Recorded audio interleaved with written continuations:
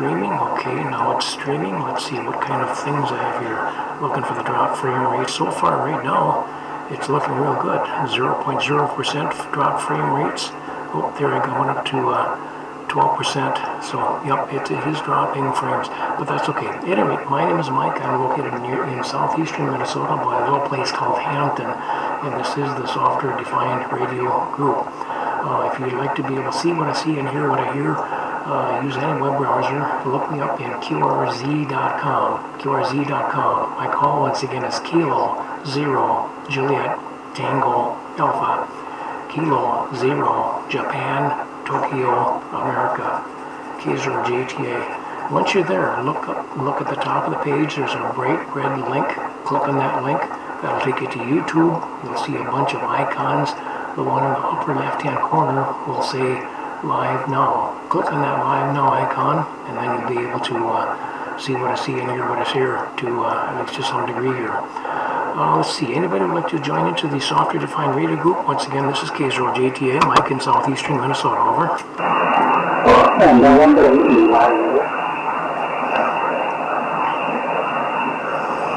I don't know your name there. Salim is your name. S-A-L-I-M. Missed your call. November 8, give me your call again, please, over.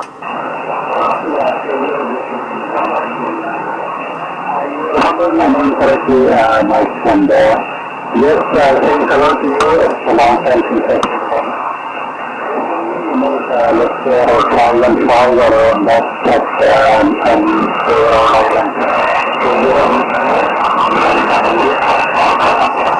Okay, real good. So I missed some of that, but I mean, at least I'm getting it to some degree. NA ILM is what I have written down here. I'm not sure if that's even close. Yeah, at any rate, your signal's not wildly strong here. I did increase my AGC gain, and I have NR number 2 turned on, which is, of course, very, very, very effective. And with that, I'm sure I'm going to be able to hear you a lot better. At any rate, I don't know how you're hearing me out there. N8, well, give me the correction you call. I have written down November 8, India, Lima, Mike. Go ahead there, Salim. This is K0JTA. This is the Software Defined Radio Group. Over.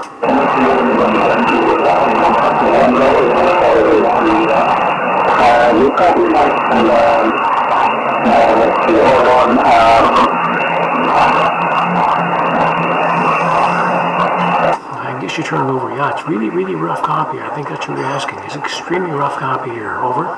You're coming in about my antenna is not pointing in your direction. Pointing towards north and let's go north. So that's why the downtown details for northeast.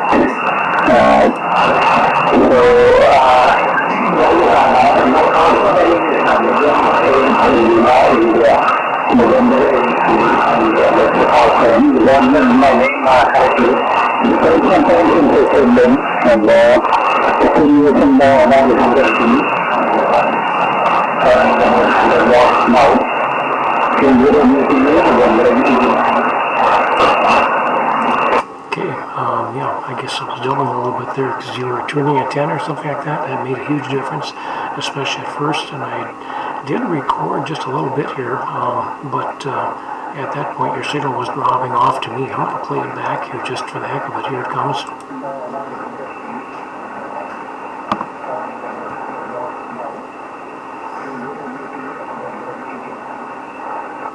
Okay, so it's just a little clip there, but yeah, you're not coming here very good. You were better when you first turned your antenna, and made a huge difference. Before that, it was pretty darn bad. At any rate, good afternoon to you. Nice to hear you on. Yes, we have not spoken for quite a long time. Go ahead there, Salim, over.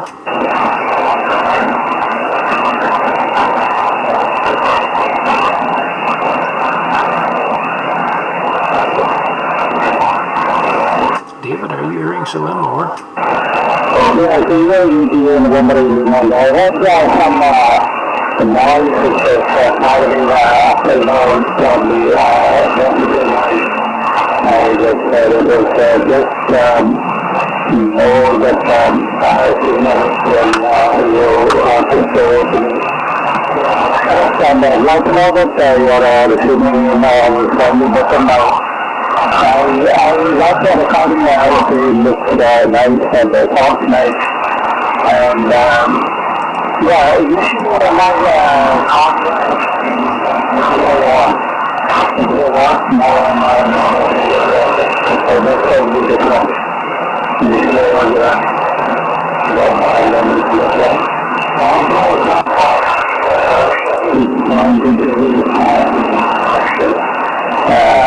it's about an 90-degree from the direction, so it's coming to the south of the beam, looks like looking at the mic.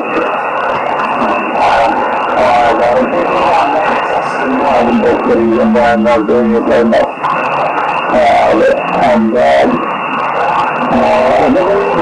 nothing special, just thought of saying hello to you. That how it's bright and Sunday afternoon here, very good for outside activity.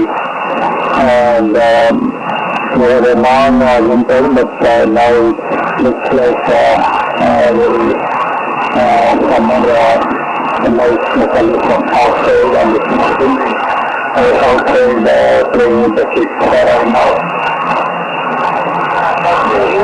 You can continue the next month or sometime.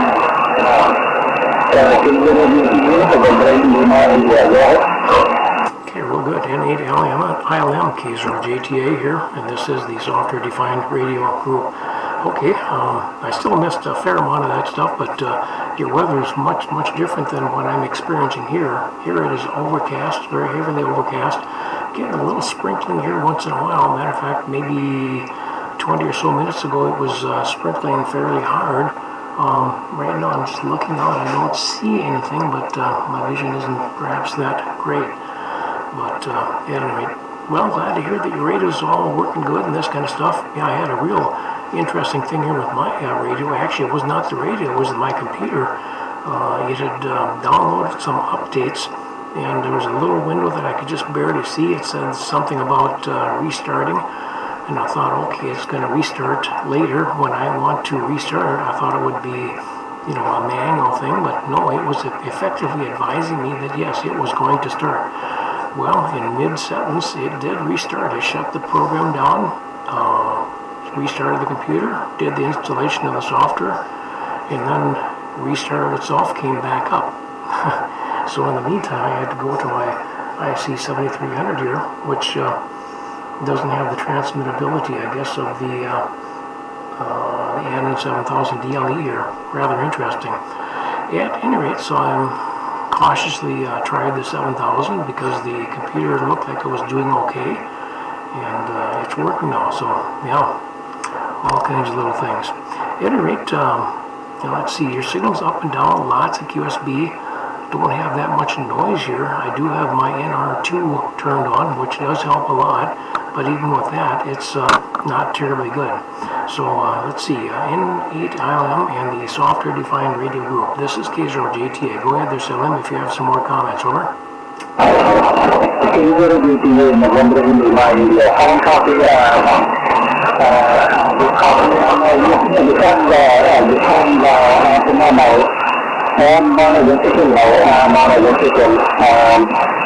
And then after I was on a beam which is pointed away from you, and the cells were copying different. But that's about it. And right now is the weather, but here it looks like a perfect for me. Summer day, very good for outside activities. And they were sitting outside for a very long time from the morning onwards. And learn about the transceiver bed, and here I will not change at all. I have been working on other things and more projects also. I am holding a job with the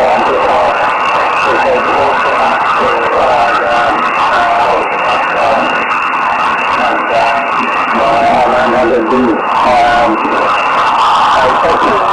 think I imagine but if you also think about that, so that's all let's call it and nothing special, and just give me a report if any change. Always have a standby for some more time, and will be some sort of notification. So we're going to be I'm in the SDR group. This is K0JTA. What is it that you're going to modify? Over.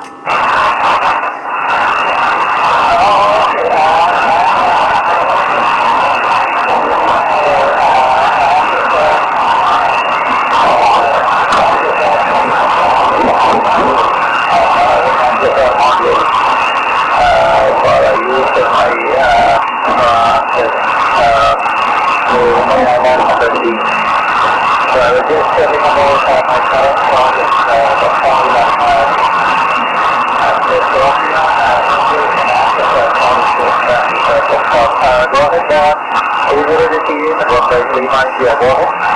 Yeah, I'm sorry, I'm still missing it, so yeah, I don't know. Maybe George is hearing better. George, K0ZBI, are you able to pick up Salam? Here is K0JTA, over.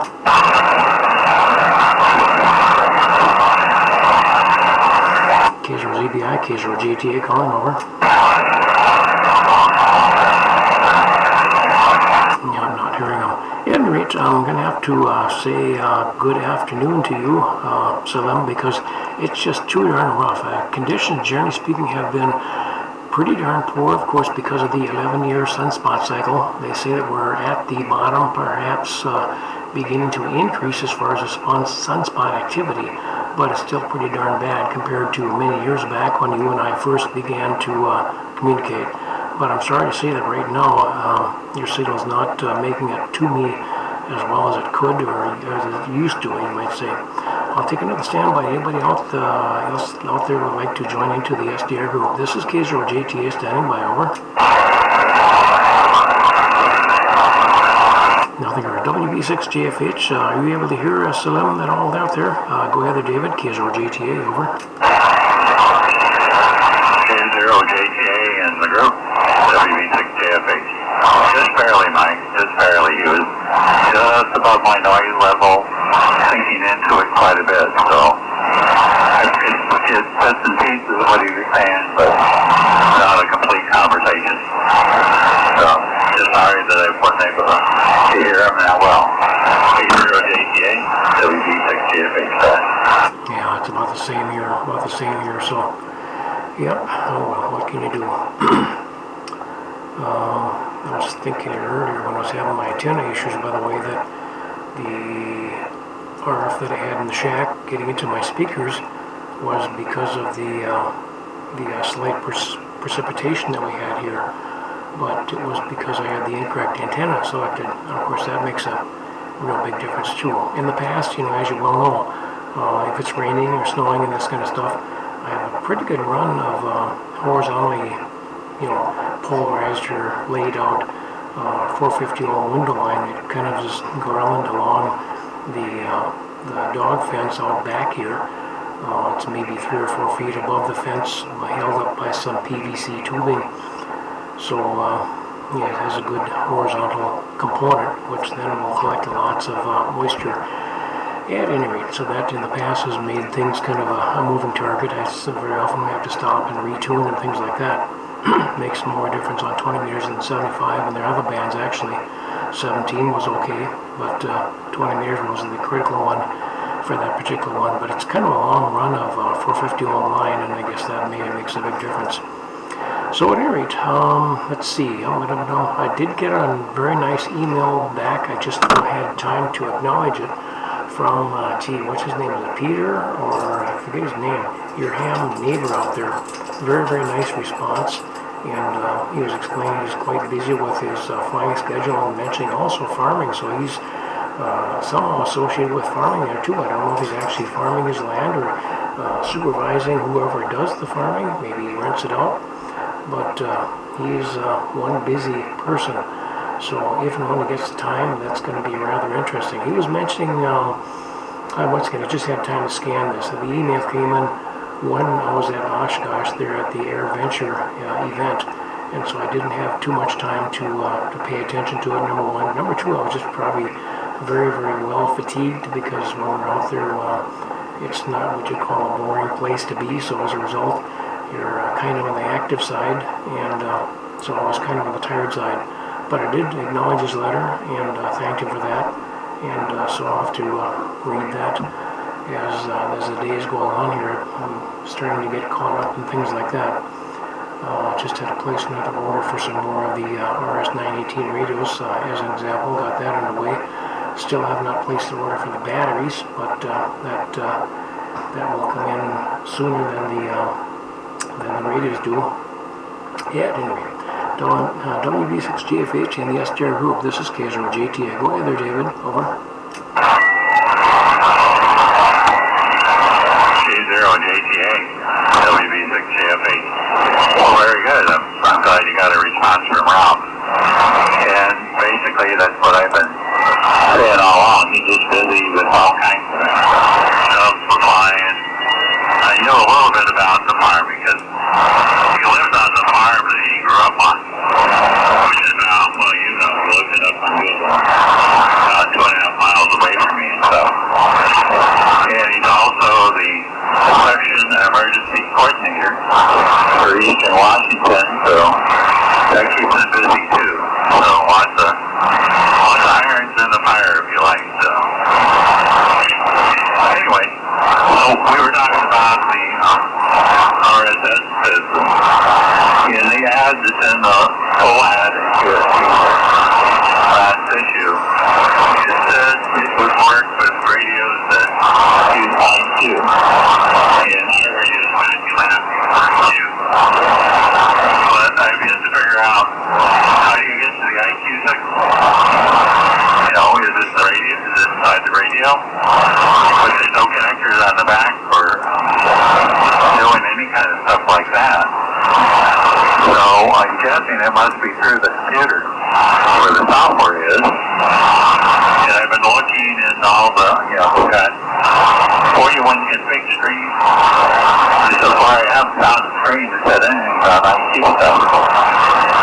So I was looking at this, because this would be a real easy system to set up for remoting to the clinic. Also, you can download apps on the iPhone, and that would be really, really convenient for me. Because, you know, I only have one hand I can use during the treatment, so the other hand's got needles on it. Well, the arm has needles in it. So using an iPhone for that would be really, really convenient to show on the app on the iPhone, but I don't remember the app. And we can use that to control radio. You don't seem to get stranded after that. You know, you have basic radio control. And that's fine with me. So I'm really interested in this. And but I don't know yet how to set it up for lab radio. So the next step is to go to the forum, see if anybody has done anything like this. Right? You know how you do it. What I'm really interested in is looking through my website. I have to buy a system.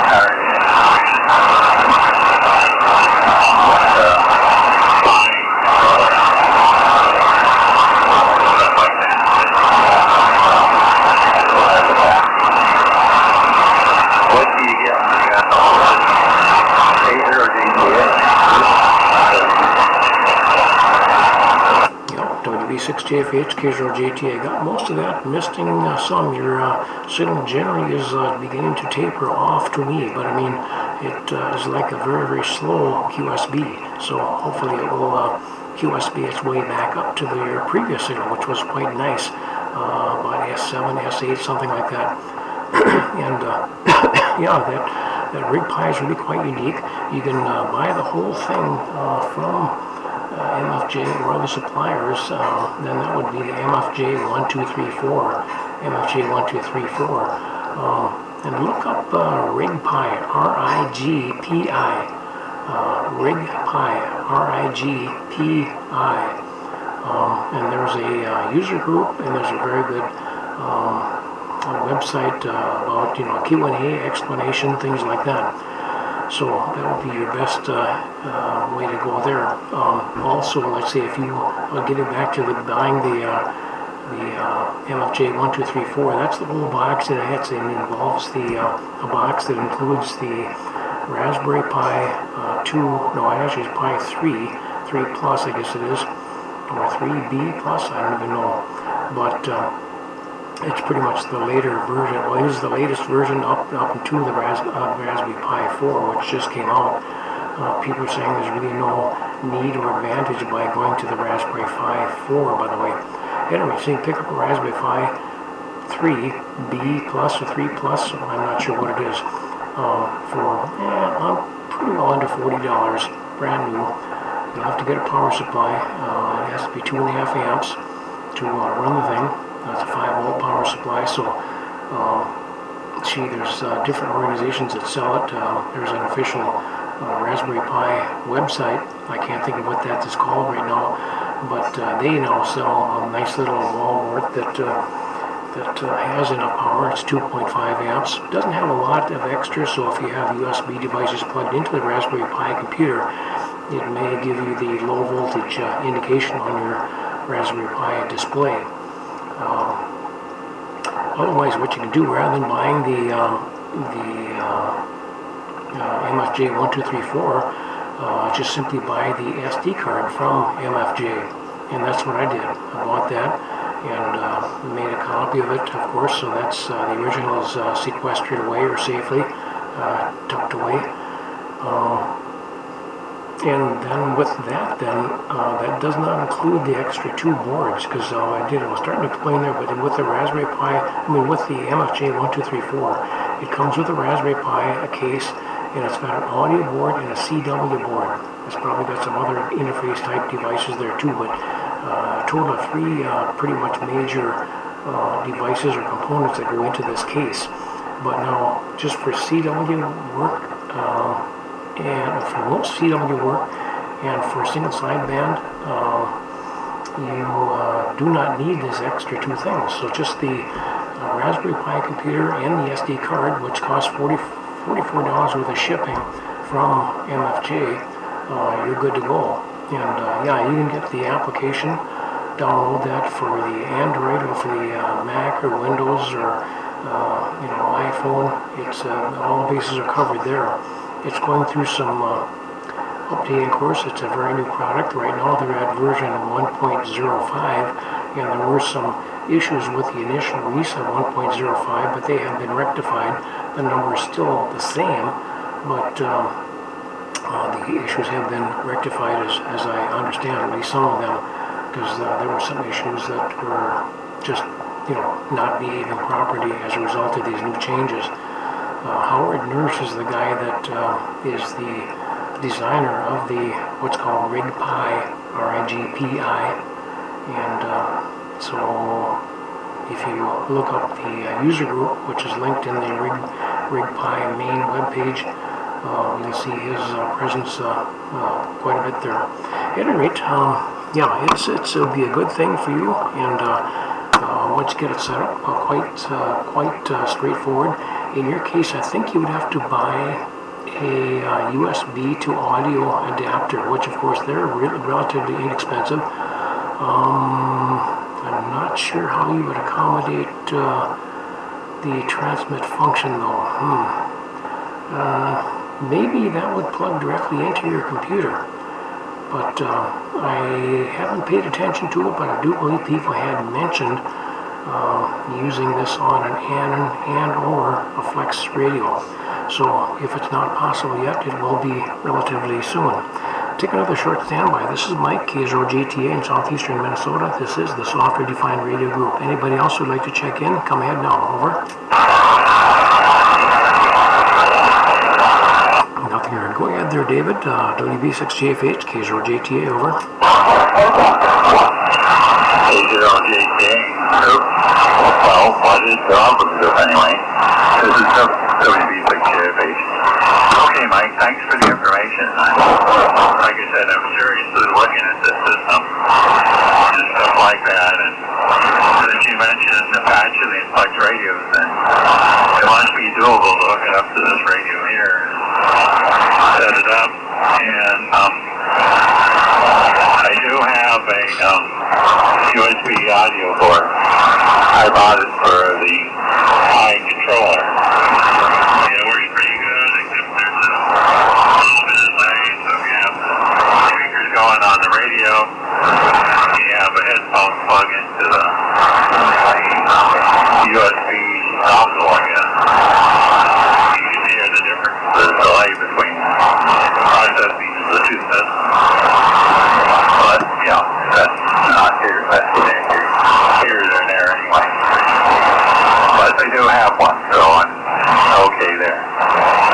So, okay, like I said, I'm really serious at looking into this system and I'll be doing my budget this afternoon and see if I can fit in the budget for this month or possibly next month or something like that, and see if I can get all that stuff going, and that would be great. So like I said, the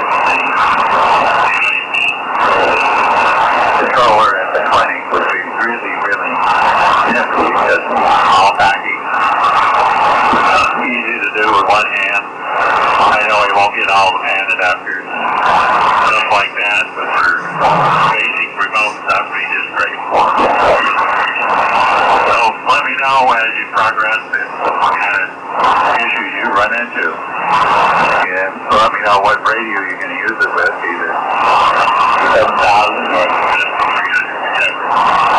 And, give me a couple of progress reports as you go through this. And I'll see, I'm not sure, because this month is almost over, and I don't think there's a lot of money in the bucket for buying anything like that. So, invite me next month before I can purchase it. But, looks really great. K0JTA, WB6JFH. Yeah, sounds good. Sounds good all the way around. So yeah, I hope you can fit it in and this kind of stuff.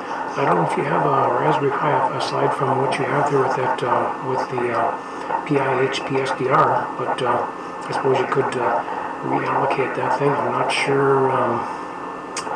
Probably wouldn't be that big of a deal. I guess just pop in the proper SD card, and yeah, that'll be about it. So I pull out the PIH PSDR card out of the Raspberry Pi or the PIH PSDR assembly, and then pop in the card that you get from MFJ, and you'd be home free. So yeah, actually, otherwise you'd have to spend about $80 to get the Raspberry Pi. $80, about $40 for the Pi, and $44 for sure to get the Rig Pi SD card from MFJ. So you're talking, $80+ off the bat. So the other alternative would be to get the whole thing, and that would be $300 for the MFJ 1234, and that would include all of the cards and full capabilities and things like that. Yeah, as far as adapting to the Apache Labs or the what do you call it, Flex Radio, I think it's going to be a similar kind of issue. Getting audio in and out, that's going to be a non-issue pretty much, but getting the control into it, that's just one thing. I'm just thinking here, I don't have, I'm recalling, but I don't think the Apache Labs has a USB connector on it at all. it does have the Ethernet, and of course Ethernet that plugs into the computer, so maybe that would be the avenue. But yeah, well, at any rate, so you have to just see what happens there. All right, I'm going to take another standby just in case somebody else would like to join in. This is K0JTA. This is the Software Defined Radio Group. Go ahead, over.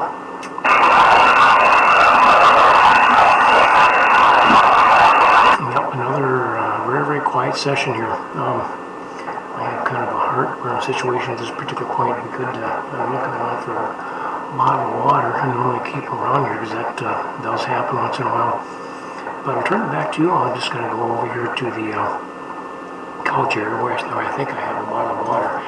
Yeah, right. So if I have that, I'll be getting that. But if I have to run upstairs to get a fresh bottle, actually I just reuse the Gatorade bottle, so I just refresh it with tap water because it's good water, prices are right, things like that. WV6JFH, K0JTA, go ahead. K0JTA in the group. WV6JFH. Oh, very good, Mike. Yeah. Like I said, just to go through this, let me know what kind of issue you run into. I'll check out the website. I'll drop it in the afternoon, maybe. If not, definitely tomorrow. And, and like I said, if I can put it in the finances, order something this next week. If not, then maybe next one sometime. And I was thinking about using the Pi controller because it has the power and everything for it. So, and just changing the card out. I don't know if you can do a dual boot system, so I could keep the Pi controller as the controller for the radio, or just dedicate it to this other purpose and stuff. Because it does have, as you know, has the Ethernet connection and port USB port, stuff like that.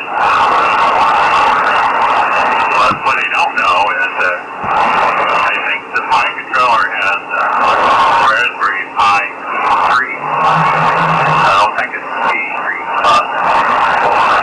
And so, is there enough differences between the two boards that the controller I have now won't do it? But if I had to buy the new P3 Plus, I would change the board out controller to the other one. Well, it'd be probably better off. So, just thinking, because it has the power supply built in. Pi runs off 13.5 volts. With mine on 10. And with a 13 volt power supply. And it works fine. So, just some options I'm thinking about as well. Something like that. So, but I gotta run the financial numbers to see when I can do it. And you know how that is. So anyway, I'm looking, like I said, I'm real serious about this. Also, next week will be our first meeting for the Mesh Network and ART. And that's still a possibility too, having, if we could set this up, and I'm one of the nodes that I have really high speed internet, which would make anything I do for controlling radios really high speed, and I can see the whole screen and all that kind of stuff, with whatever software is available. I was kind of hoping that the network stuff at CESIS would be more developed, but there seems to be no new stuff coming out for several months now, and as you've probably seen, user group and some people talking about how everything seems to solve. We're at 2.6.7 for the software, and still 1.9 for the firmware. There hasn't been any jumps up from there. And like George says, W2GS. There's still issues with both of them. There's still bugs in the system that I would think they'd be wanting to get right on working on it. But, area is almost August and still nothing. So, I'm kind of feeling like some of the other people is that, haven't they given up on developing any more stuff for the 5G lab radios? Or is it just the summertime and they're doing other things, so don't have time to get the computers and trying out the fixes and that kind of stuff. So I guess we'll see. It's like everything else. You just have to wait and see what's going to happen. Back to you, Mike. K0JTA, WB6JFH. Okay, WB6JFH, K0JTA, a little pause here because I was getting my fingers ready, just restarting the computer here with the option key held down, and I had to get that time to do this kind of stuff. Let's see, let's see. First off, the meeting next week is for, I think it's next week, and with the possibility then of getting the, what do you call it,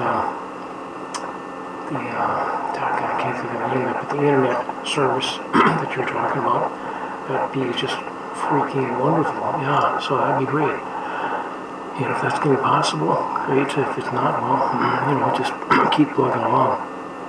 As far as your Pi HPSDR, you're talking about a dual boot. Well, actually, I don't know if that would be exactly necessary. I think you're pretty much there because I believe the operating system, I'm just going back here. Seemed like they were talking about something called Stretch.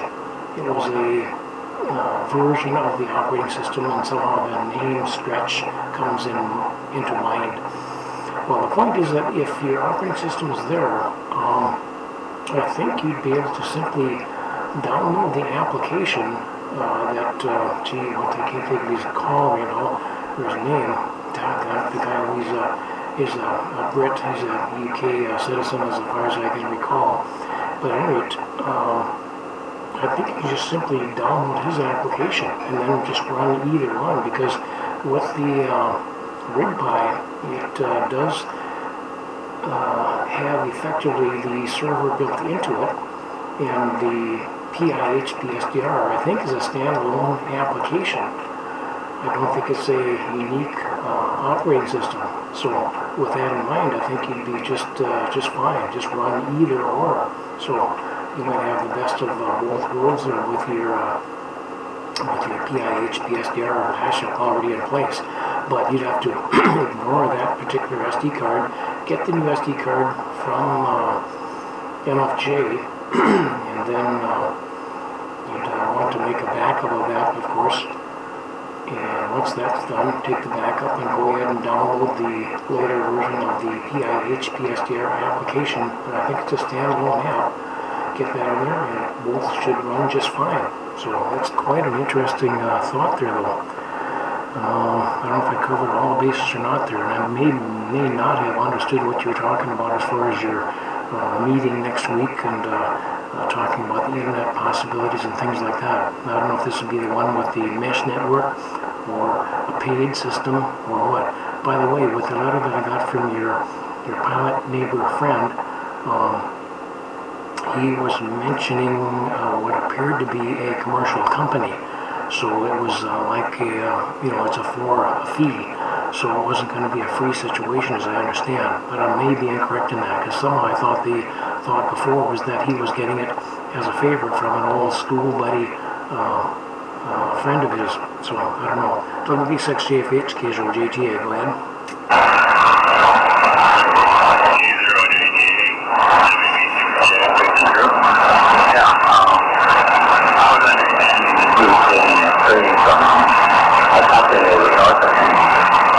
So that sounds like it's not, my understanding sounds like it's not correct. So that's why I wanted to catch up with him one of these days, have him explain what's going on with him, stuff like that, and how he's doing it. Okay, the meeting next week is for mesh hard and it's not internet. It's a bunch of nodes, like a packet node that people set up in their houses. And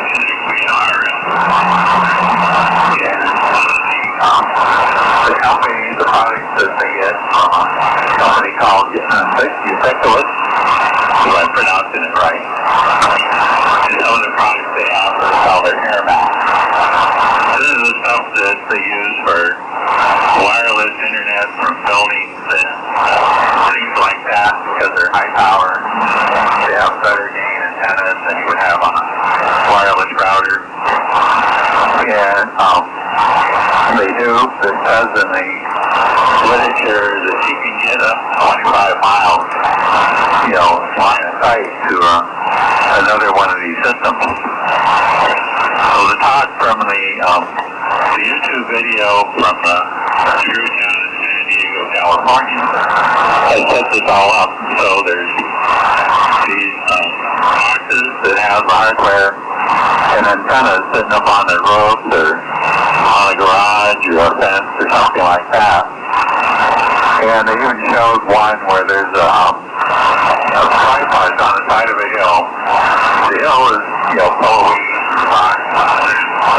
Here's this tripod with the system. And then back behind the tripod was a solar system, solar panels, some kind of batteries. They didn't specify what battery they were using. But that was another spot they needed. So if I understand this correctly, and I know we'll be talking about this more, that with all these nodes, if I had to send a message to say one over here in Spokane, I could use one of these nodes, from here to there.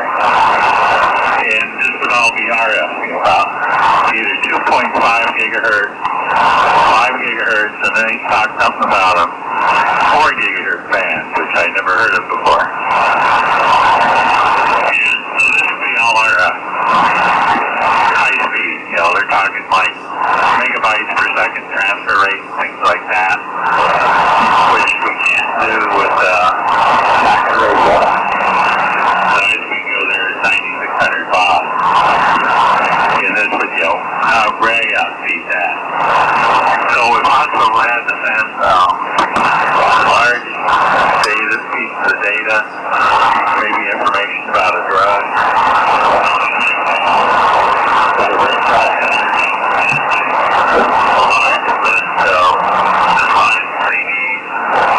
this would very easily cover all that. Probably a couple points of rise it would be transferred. Yeah, maybe a couple more. I didn't know. Well, if we did this in our radio mode, it would take minutes to get a kind of a listening quick to get through the system and stuff. And that's what they're working on for emergency communications. It would be as fast as high-speed internet. And so lots of data could be transferred in seconds. The system would be, battery backed up. So if the power goes out, it'll run. And it'll be, leave the battery in the charger on. It will run for with a cell battery, like an 18 amp hour battery or something like that. The system would run for at least 48 hours on sleep. Anyway, that's the whole idea of using it for emergency communication. And that's mesh networking, when I can say it, is the product that we would use. And according to what they were saying, the products themselves can run from anywhere from $60 to $90. If you got really high gain antenna, then that would add another $60 to $90. You could have a really high gain system for about $180 or something less than $200 and stuff. So, part of the meeting will be the if we do pursue a design from, say, the management to buy the equipment, or do we have to buy the equipment ourselves? You know, all that kind of issue. And then basically the rest of it is, if we go ahead with it, then where are we going to put the nodes? Who's going to volunteer to put nodes in? Since it's pretty much hands-free for most of it, I might get my neighbor, Steve, and consider being a node if we can bounce around the ferry here to the node on the hill, and make it work well. There's that possibility too. Maybe even Rob might like to get into this too as well. Stuff like that. So I know as customer support is probably interested to see where we go with this. Stuff like that. So I hope I didn't drop out too bad on K0JTA. WB68. It's probably too long transmission to catch everything. Go ahead. Okay, no, I caught everything as far as I can tell here. If they're trying to understand it and this kind of stuff, that's the other thing, you know, my comprehension. Yeah, one thing comes to mind here that I think you said $180 per node as far as the cost, and I was thinking, okay, basically this is just going to be for you know, ham-to-ham communications and no internet connection. And I was thinking, well, okay, what's the good part about this here? And I guess I was reverting back or thinking that you're at least sometime back here, your request was to be able to have internet access in some way, shape, or form. So, I don't know. Anyway, so yeah, the meeting that you're having is going to be for the mesh, not the internet and this kind of stuff. Let's see, I'm trying to read my notes here. Okay, your free internet from the neighbor is not free. It's a different situation. I was gathering from his email to me. So, yeah, what he's got is this very special situation, and what you had related to before, I believe is still accurate and correct. But the thing is, I think your neighbor, your proud neighbor, Ham, has an association with his old school time buddy. Well, you know, he gets to be the point he can't start sharing this stuff and things like that. It may be that they're just fearing getting into a sticky point there as far as that goes. So it just may be one of those things. So okay, your meeting going to be on the mesh, but then once again, the internet not being a possibility, that's the thing that's really, well, not turning me off, but I mean, that's kind of a downer. Good on the 25-mile range, yeah, I read about that. I did go to that website you had told me about. I went to the manufacturer and I saw the equipment costs and this kind of stuff, and the folks out there in San Diego with all their equipment, you know, like I said, your demo picture of the solar powered unit on a hill, I think I saw images of that. So, but basically it's, you could use these nodes then to send messages via this ham mesh system to other hams. Great service, wonderful service, but I am keeping dropping back to your original quest there as far as getting internet service. Now, I don't know if your pilot friend had copied you in on this email that I got. Didn't look that closely. What I could do is send you that email, forward it to you, then you could have a look. Like I said, I just had a chance to get through it, scan it, because I was just, you know, tired and beat and rushed and, not rushed, but, you know, we just had other emails to get to, and figured, okay, I just at least was thanking for his response and his information. And I told him that I was at AirVenture, just really did not have the time to do much there. Also, the internet service there at the AirVenture was quite poor no matter where you are. If you use their Wi-Fi system, and we also had AT&T hotspot and two cell phones on Verizon. It was all just extremely poor, very, very poor. Good signals, but just it's extremely poor throughput. You could make phone calls, but as far as getting an email and things like that, it was just wildly, wildly slow. And just there's just too many people there, you know. They saw many more little portable towers with bristling with all kinds of antennas, but the problem is there's only so much data that comes into the big pipe that goes to through the city, I guess, or to this feed, system of feeds out there, and as a result it just was quite poor. So at any rate, the point is though with this email from your ham buddy friend farmer, is that I believe he was mentioning an enterprise, and it was a for cost fee. I think he may have mentioned where this was. I cannot relate this, but it was in that email. So if you are copied in on this email, I will send it to you. WB6JFH K0JTA, over. K0JTA in the group. WB6JFH, yeah, would you please do that? I don't remember seeing it on Friday when I was working out my email and stuff. So, yeah, very good. And back to the mesh network. At some point in the mesh network, we are connected to the internet.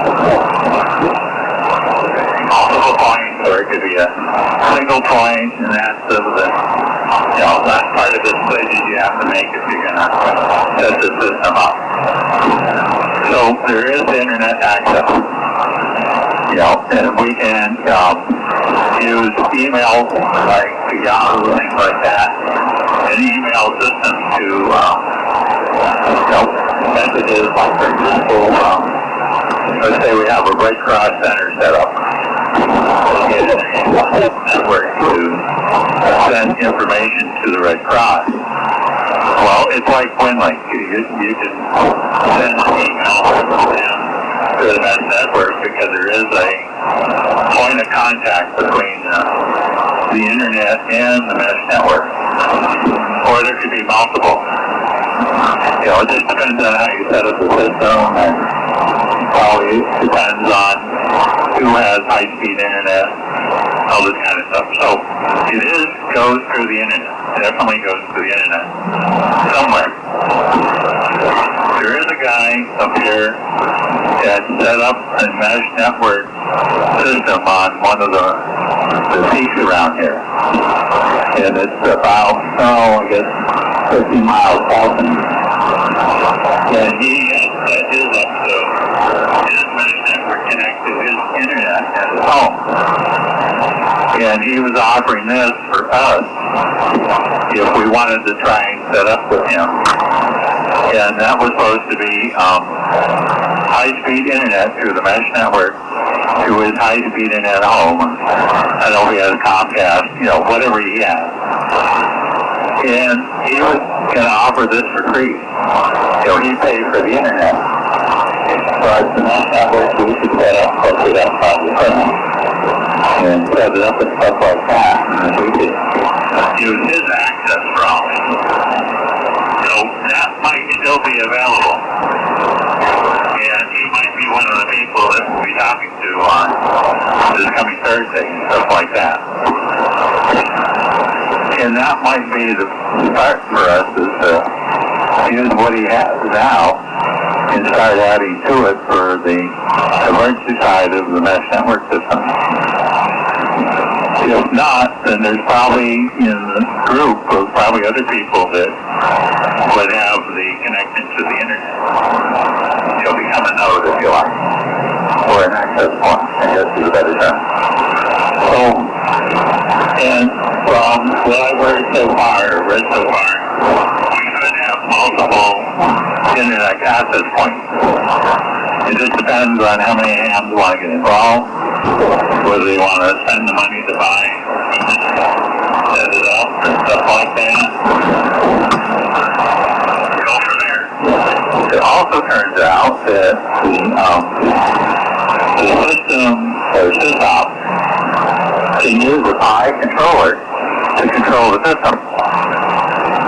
And, with Raspbian, the controller you're going to have could be used to control the whole system, stuff like that. So, again, there's a possibility of using my controller for something other than controlling the radio. So, there's all kinds of possibilities at the moment. I don't know how far we're going to get into the first meeting. First meeting is just kind of discuss goals. What do we want to accomplish? Then you get into nuts and bolts of how do we do it? Yeah, things like, is there money from the state to allow us to purchase the equipment? Yeah, and then we just have to set it up and maintain it.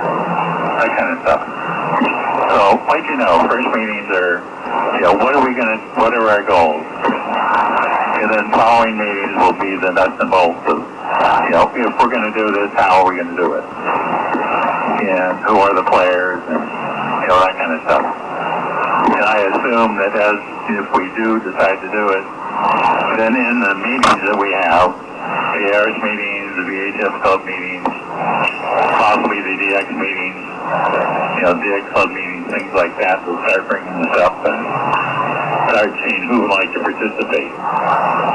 And then get a pool of people that are interested, and we go from there. And as you can tell, I'm interested. And so, there's a possibility that since we're going to be connected to the internet, I could use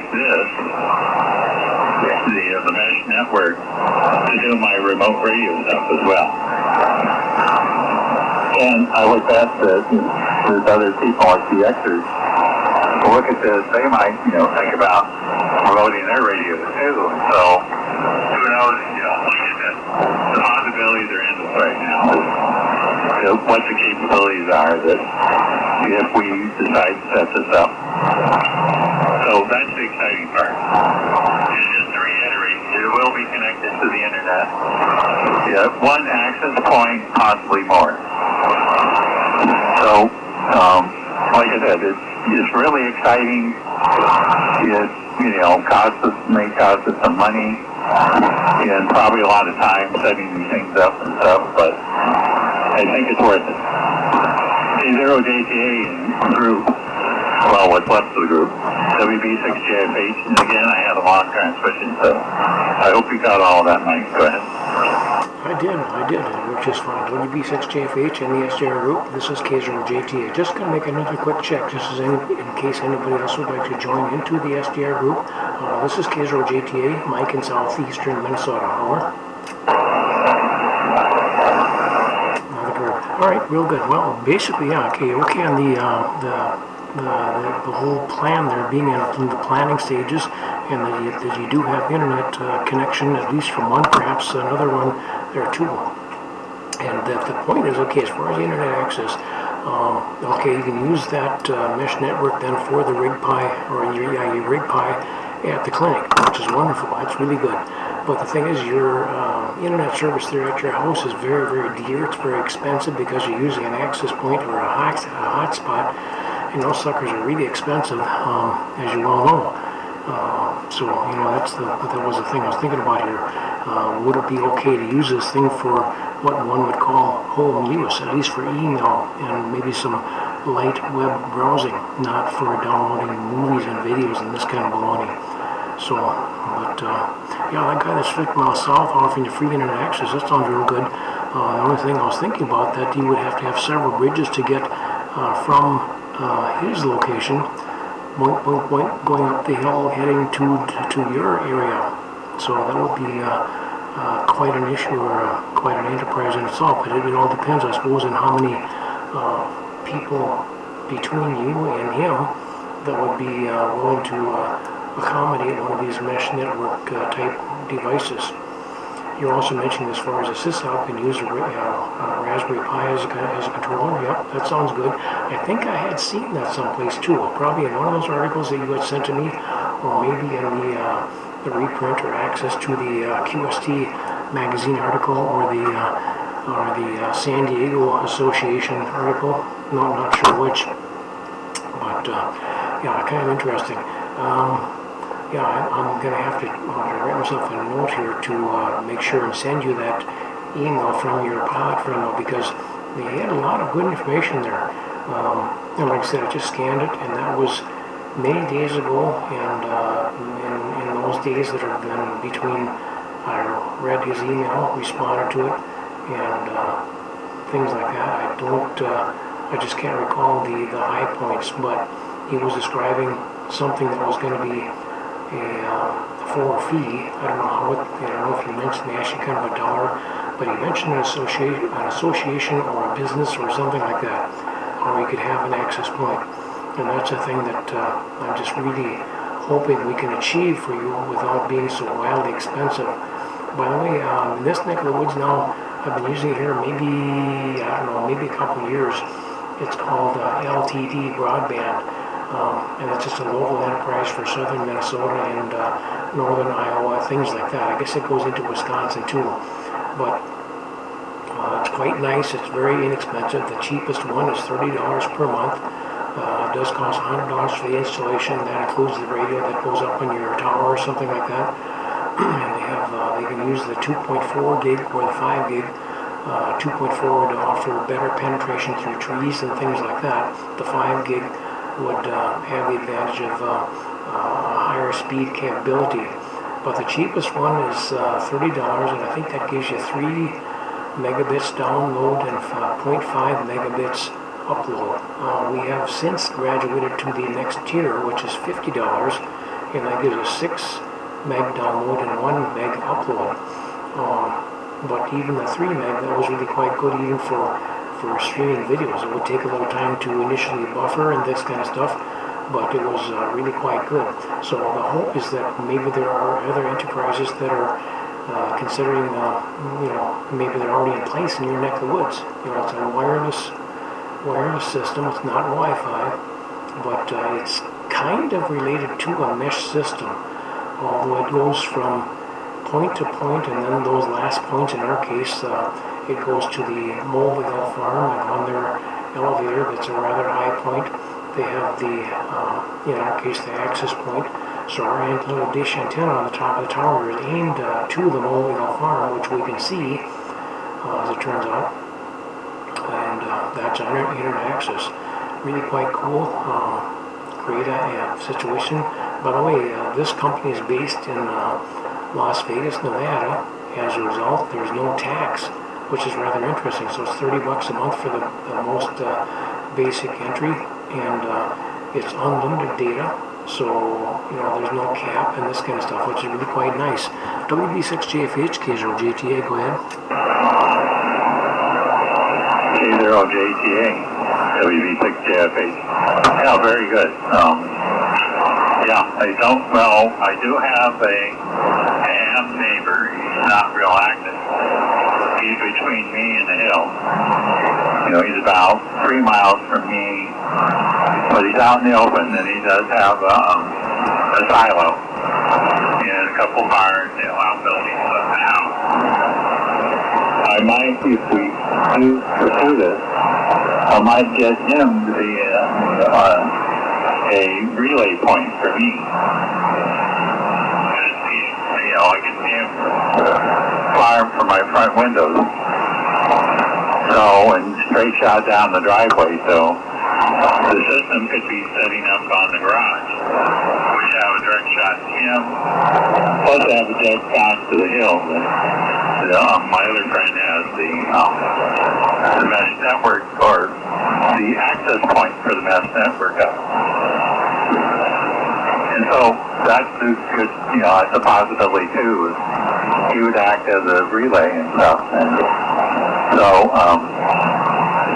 like he twists his arm enough to go ahead and set it up. Because if I understand this right, the mesh points or nodes they just run by themselves. You set them up. You got to set them up with some kind of computer to set the settings and stuff like that. And they prefer Linux versus Windows. I can understand that because of all the issues with Windows anymore. But anyway, so you set them up, and you have to tune them to the frequencies that the hams can use. In which case, because we do have a 2.4 4, I think it is, gigahertz allocation. And so, and because of that, then we can run any kind of power we want. With gain antennas, you could end up transmitting about 100 watts of power. You know, ERP, effective radiated power, things like that. And that's where you can get to 25 miles or so. So that's all the nuts and bolts about the system, and I'm sure that in follow-up meetings that's what we'll start talking about is, you know, the nuts and bolts. What is it going to take to put the system up? Who would like to get involved with this? You know, would they be willing to just set up the system at their location and just let it run? And because there's no interaction between the owners of the particular nodes and stuff like that, except for the control node. You know, you have to have a stop somewhere in the system. And who would that be? I don't know. You know, I might be able to take on that role or something like that, but because most of the time I'm out, you know, 3 times a week for dialysis, so I'm not home all the time. But anyway, so, you know, that'll come in future meetings and stuff like that. But so, with the capability of internet access, I can remote it, and the friend that put up the note, he says it's for whatever we want to use it for. We would like to use it for emergency communication, but if we want to do some kind of remote like I'm trying to do, he's okay with that. Well, I don't know if he would get excited if we sent it down or visit files and stuff like that, which I don't. You know, I've never done that and don't really have a desire to do it. So we go from there. So next Sunday I'll give you some of what we had talked about. If they publish minutes, there's going to be somebody taking minutes of the meeting, and they publish it, then I'll send you the minutes as well, so you can see what direction we're looking to go to, and stuff like that. Right.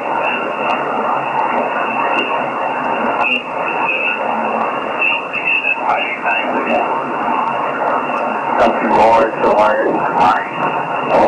Now the network.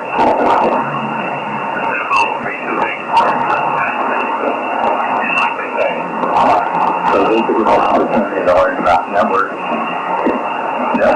and all that kind of stuff as well. So back to you. K0JTA, WB6JFH. Okay, real good. WB6JFH, K0JTA. Yeah, you're still coming in quite well. I'm just going to play back a little snip here. Here it comes.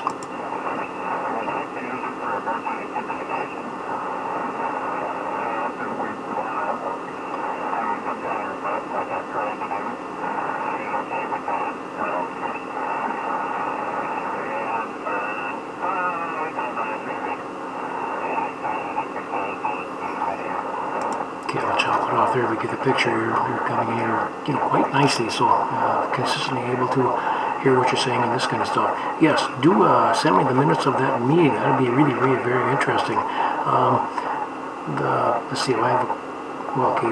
You got a ham that's a neighbor that's to the south. He said down your driveway, and that would be looking south.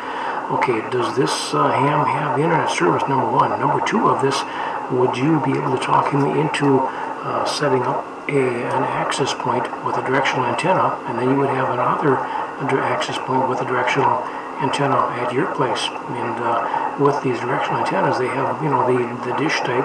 They have 24 dB of gain. With that, you can really get some really, really good range. You don't need the power.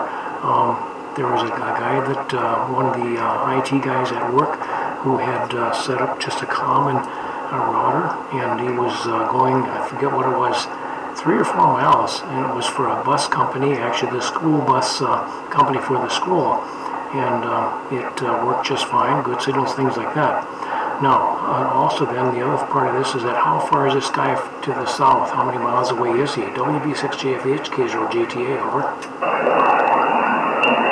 K0JTA, WB6JFH.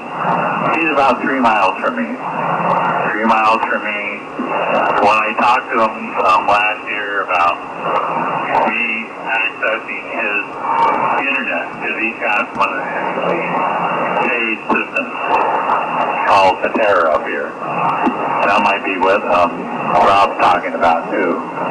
Anyway, he didn't want to get involved with that because he felt that it would take too much of his time to maintain the system and that kind of stuff. So, but I talked to him about mesh network. Once it's set up at his house, then it's hands-free for him. It just doesn't think about any interaction from him. And he might go for that. So I haven't yet talked to him because I tell him, we haven't had the first meeting yet. He was putting out feelers and stuff like that, so I have some idea of what we're going to try to accomplish.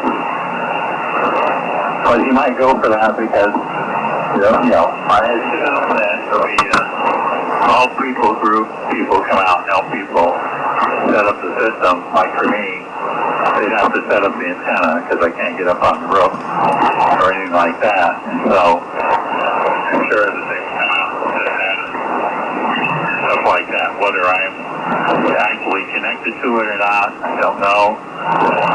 Because I do have a wireless router, and I understand that the ubiquitous stuff, you could connect to it through a router. A wireless router could be inside the house. And then the router could be hooked up to my system here. What we were talking about a year ago or so. And then I could remote everything. So, those are the nuts and bolts of the system, which I haven't, we haven't even got to yet. So, we'll see how far we can expand the system and what we're going to use it for. The other thing is you probably saw, well, no. I don't know if I sent you this one. There's one of the Hamventions, or Dayton as it used to be called. I think it was last year or maybe 2017. They had a presentation of this from a group in North Texas. And there, if I remember right, but if you're going to watch the presentation, you got to be wide awake, and the guy that talks can actually put you to sleep, which he did me. So you got to be prepared for that. 45-minute talk. But anyway, he said that there's other people involved with NetTech. A lot of the high school students, college students, there's people that are interested that they can get involved in the system, which means they would be part of our system, but they would be using it for their own purposes. And the system is robust enough that you can have multiple users running at the same time doing whatever. I don't know, again, whether Rob is the guy that has the mesh network up on the hill. His call letters are KC7 Alpha Delta. He used to have a digipeater up there running DX cluster stuff. And now he took that down and put his mesh network stuff up. Because I guess, the towers up there only have so much free space. Plus the buildings only have so much free space for the equipment and stuff like that. So he couldn't run both. So anyway, I'm going to assume that he's going to be part of this because he already has part of it put together. And if I can get my neighbor to say, if it's hands-free, I don't have to do anything, just set it up, turn it on, and let it go. He might go for that. He didn't want to go for me using him him to access his internet. Because that means he has to have hands-on control, system type duties and stuff like that. I think that's what he didn't want to do. So anyway, like I said, I'll have more information next Sunday. If there's minutes taken and they're sent out, I will send you a copy of that so you can see, what we're thinking and what we're talking about and that kind of stuff up here. Or out here, I guess I should say out, because we're a couple thousand miles west of you or thereabouts. So anyway, we'll see how it works out. And I want to be part of this, so part of it because it might help me in my ventures of ruining my radio. Part of it because it's something new. I love challenges like most people do. I always like to have some kind of challenge going. Like the reason I got into the SDR radio because of the challenge. And it's still a challenge because it's only, I mentioned there's 41 big streams. I only know about half of what those streams do. The other half, there's stuff on there I have no clue what it is. Or how to use it, what it will do to my radio if I change something, like parameter, or slider, or whatever. Well, I have a clue. So, and again, like I've been saying all along, there is no one shop we can go on the internet to learn all this stuff.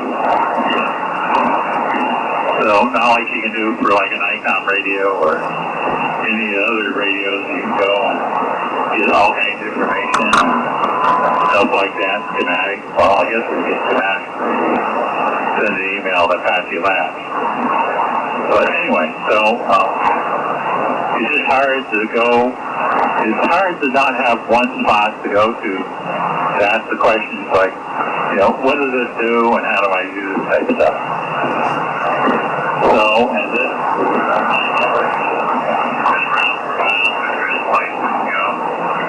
ask those questions. What does it do? How do I do it? So on and so forth. So, we'll see how it goes. Just get close to 12 o'clock here, so I know the other group probably warming up their radio frequency. So we can chat more about this next week. You can send me Rob's email, that'd be great. And I'll send you whatever else I get, so you can keep apprised of what's going on. K0JTA, WB6JFH, go ahead. WB6JFH, K0JTA, real good, solid copy all the way.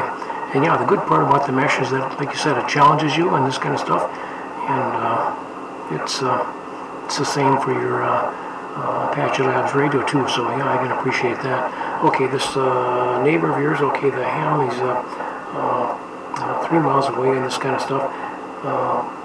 Interesting, okay, he's okaying, at least at this point, possibly, okaying the work group coming in to set up a mesh network because there'd be no duties. As far as I'm concerned, as far as I understand, adding a Wi-Fi extender would be the same. Once you get it installed, it's just there. Just like when he goes to use his computer, well, he either grabs his phone, turns it on, grabs his portable laptop computer, turns it on, or he goes to his computer, his desktop computer, turns it on. There's really nothing to do. Once it's set up and running, that's it. You just back away, and if you want to get in and play with stuff, yeah, then there are things you have to do. But it's going to be, it's a non-issue as far as continuing babysitting and this kind of stuff, unless he's got issues with maybe antennas falling down and things like that. Otherwise, once you get it running, it's just going to flat run, just like his existing system. Well, it's just like your hotspot. Well, what do you have to do? You have to turn the thing on and use it. When you're done, you either turn it off, or you have to give them more money so for more gigabytes. But there's, once it's running, that's it. It's just going to run. So it's going to be equal duties and demands as far as the mesh network. And once again, the mesh network could, maybe the AC power that goes to the power supply could go bad. So yeah, he'd have to go out there and re-plug it in, reset the circuit breaker, or something like that. Same difference on his house Wi-Fi system. He'd have to address that. If somebody kicks the power cord away from the Wi-Fi extender device. That's just one of the things you'd have to do, but it would not be something that would require attention or attendance. That's my point. So if he's misunderstanding, that's incorrect. Just give him the analogy of what he would have to do. He would just be one more user on his local area network. I'm assuming this ham has a computer for his radio. Perhaps he uses his cell phone to access his local area network there via Wi-Fi, things like that. Maybe he's got a laptop computer. Maybe his wife has an iPad or some kind of a tablet. Same difference. You use them, you shut them off. You use them, you shut them off, and that's it. And if the thing fails, well, then you go and shake the cords and see why it's not lit up and this kind of stuff, and that's about it.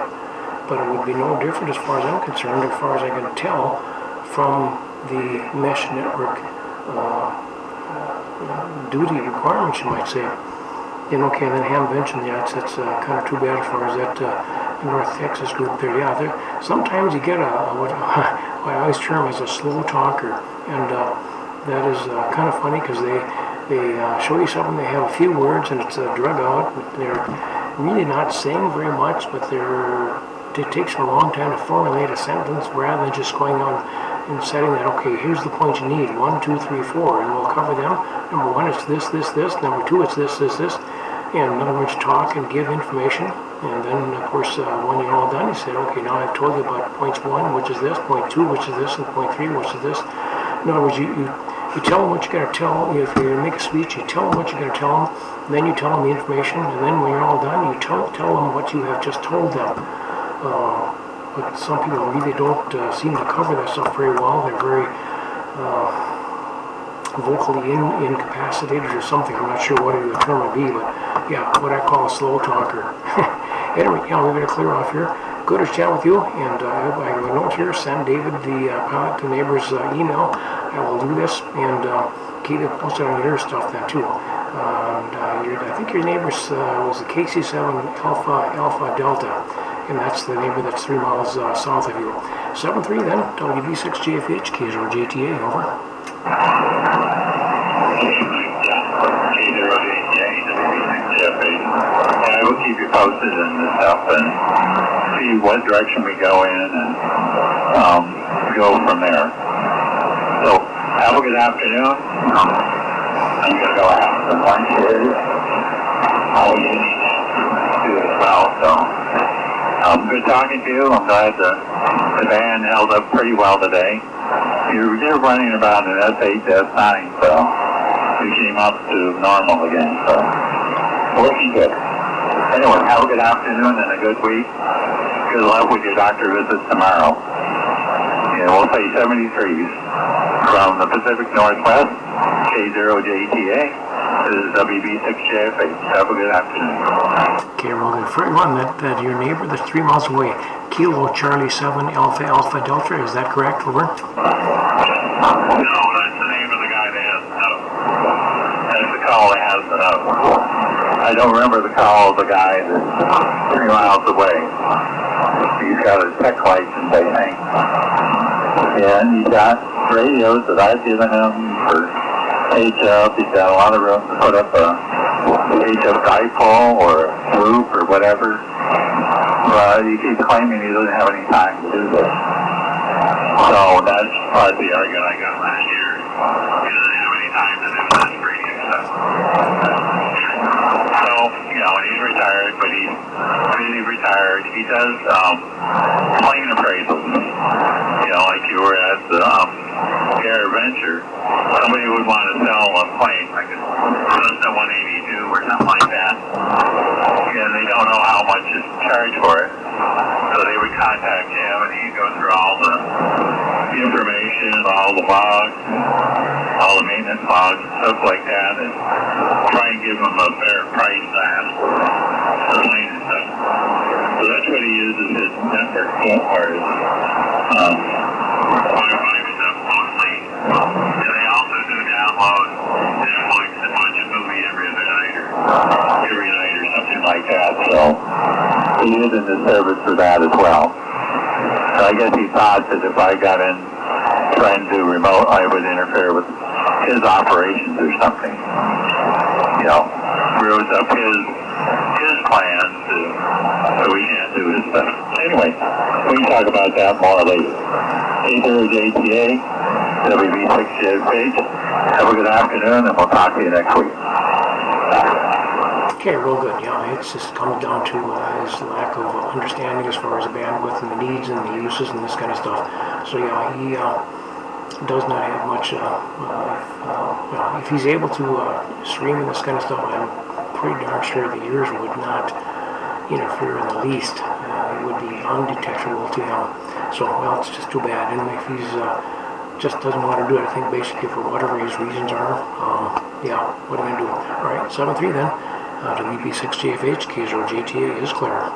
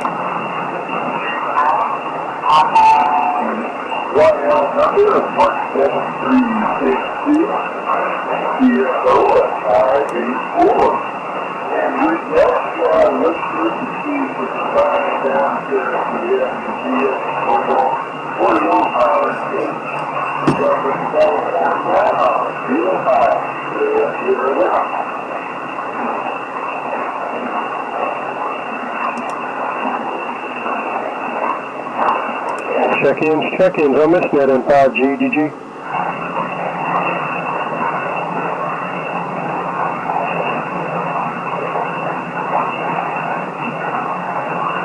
Kilo 4 Alpha Delta Radio, you familiar with the net? 05, you're